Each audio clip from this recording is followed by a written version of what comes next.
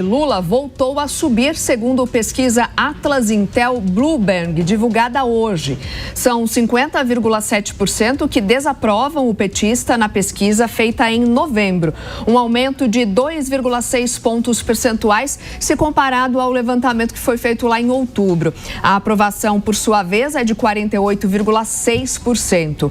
No último mês, era de 51,2%. Foram ouvidas 5.510 pessoas entre os dias 22 e 27 de novembro. A margem de erro é de 1 ponto percentual para mais ou para menos. Vamos ouvir a análise aqui dos nossos comentaristas. Zé, qual o seu destaque desse levantamento que foi divulgado hoje? O que explica, o que pode explicar essa virada, né? O grande debate para as eleições do ano que vem é sobre esse grau de rejeição. Essa é a realidade.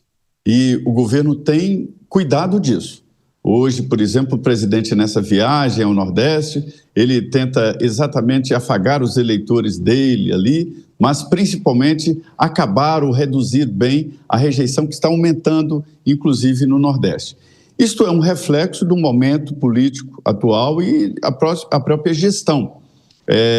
O Gilberto Kassab mostrou muito bem que o governo está andando sem recursos. Isso dificulta a governabilidade. Mas é que debates ideológicos têm levado esse pêndulo de um lado para outro. A rejeição do presidente Lula chega a pontos ali no limite impeditivo de uma eleição. Uma rejeição de mais de 50% é de se prestar atenção no segundo turno, porque se outro candidato não tiver essa reeleição, ele ganha naquela história de vou votar no menos pior. E o governo tem se desdobrado.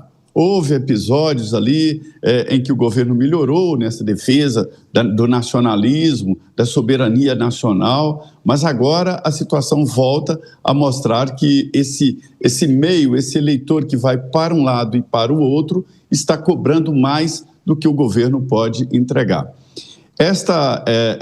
Vamos dizer assim, esta resistência ao presidente Lula e a resistência ao ex-presidente Jair Bolsonaro são os dois marcos da política.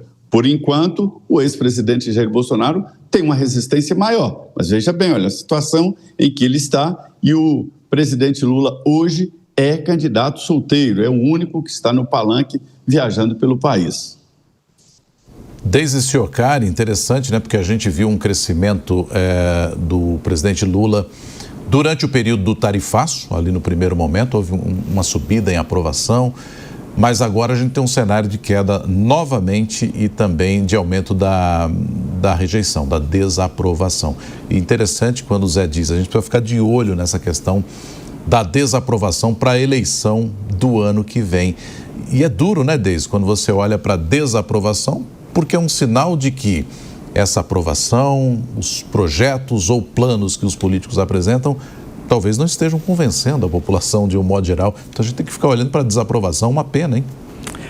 Nonato, principalmente no período eleitoral, né, a gente sabe que a desaprovação, ela fala muito mais do que a aprovação, né? A gente já viu casos aqui no Brasil de presidentes e governadores que não tinham rejeição alta, né?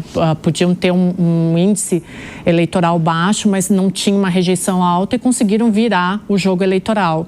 Agora, o que esse número indica, principalmente, eu considero o principal fator determinante é um cansaço com expectativas futuras, porque esse Lula 3, quando ele foi eleito em torno daquele clima de esperança, de que ele ia, abre aspas, normalizar o Brasil, ia trazer tudo, ia acabar com a miséria de novo, ia trazer novas expectativas, acabar com a inflação, com o desemprego. Então, tudo antes desse Lula 3 era um problema. Tudo que foi feito pelo governo anterior era um problema. Então, o presidente Lula disse, não, agora eu assumindo, eu vou resolver todos os problemas da sociedade brasileira.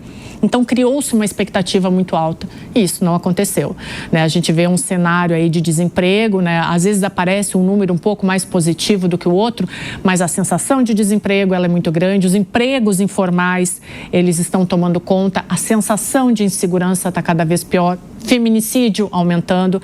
Então, toda aquela promessa que foi feita durante a campanha eleitoral de um novo Brasil, um Brasil quase perfeito, não aconteceu. Então, essa desaprovação, ela indica esse cansaço com essas expectativas frustradas, né? E aí, diante disso, a gente tem uma sensação de instabilidade cotidiana, né? O governo toda hora prometendo uma melhora, mas nunca consegue entregar. Aí vai de novo para o índice de desaprovação. E aí, para finalizar, a gente tem uma desconfiança institucional muito forte, né? Porque a gente está de novo às vésperas de um período eleitoral com polarizações diferentes, mas um presidente que prometeu muito e até agora não entregou quase nada.